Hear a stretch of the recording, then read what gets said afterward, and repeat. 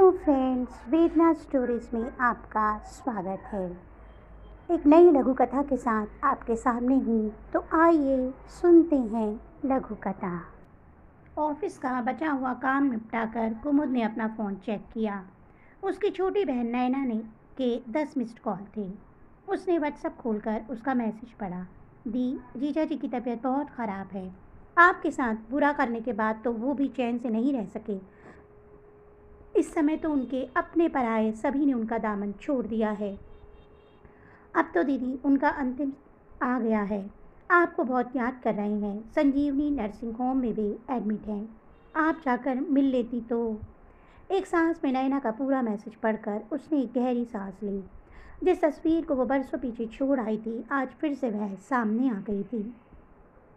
पापा ने कितने धूमधाम से उसका ब्याह एक क्लास 1 ऑफिसर शैलेश के साथ किया था। अच्छी नौकरी और हैंडसम पति पाकर वह कितना खुश थी। शैलेश अपनी 9 से 5 वाली नौकरी के बाद का पूरा समय उसे देते थे। कुछ महीनों के बाद से वे घर देर से लौटने लगे थे। उसने कारण जानना चाहा तो कभी कहते कि काम बहुत था, कभी कहते कि मीटिंग थी। फिर उड़ते उड़ते उसके कानों में खबर आई कि ऑफिस की एक महिला के साथ शैलेश का अफेयर चल रहा है। पूछने पर पहले तो उन्होंने टाल मटोल किया, फिर सच बताते हुए कहा कि कुमुद, गलती हो गई, माफ़ कर दो। तुम तो जानती हो कि मैं तुमसे प्यार करता हूँ। स्त्री का भोला मन पति की बात को कैसे सच मान लिया। शैलेश अब समय पर घर आ जाते, दोनों साथ में घूमने जाते और डिनर करते। एक सप्ताह के बाद शैलेश फिर से घर देर में आने लगे। जब कुमुद ने कारण पूछा तो पहले तो बहाने बनाए, फिर एक दिन उन्होंने कुमुद पर हाथ उठा दिया। अब शक की कोई गुंजाइश ही नहीं थी। उसका कोमल मन आहत हो उठा। फिर तो रोज झगड़े और कलह, और एक दिन कल शैलेश ने उसे साफ शब्दों में कह दिया कि वह उस महिला से विवाह कर रहा है। कुमुद को यदि रहना है तो खुशी से रहे, अन्यथा वह जा सकती है।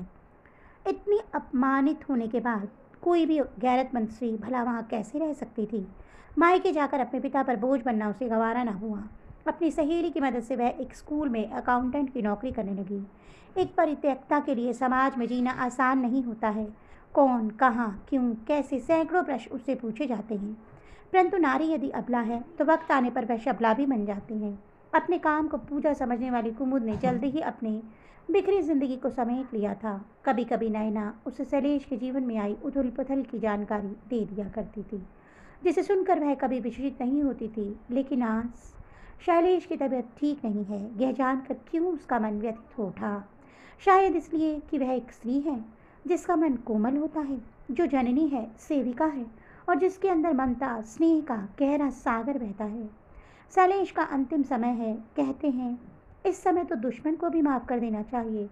फिर वह तो उसका पति है। हाँ, पति, जिससे वह पहले भी प्यार करती थी और आज भी। आज वह ना गई तो वह खुद को कभी माफ़ नहीं कर पाएगी। अपनी आंखों से बहते आंसुओं को पोंछकर उसने नैना को मैसेज किया, मिलने जाऊंगी, और एक बैग में अपना सामान रखने लगी। तो दोस्तों, आपको मेरी ये कहानी कैसी लगी? ये लघु कथा आपको कैसी लगी? कमेंट बॉक्स में अवश्य बताइएगा। ऐसे ही अन्य रोचक कथाओं के साथ आपको मिलूंगी। तब तक के लिए बाय बाय।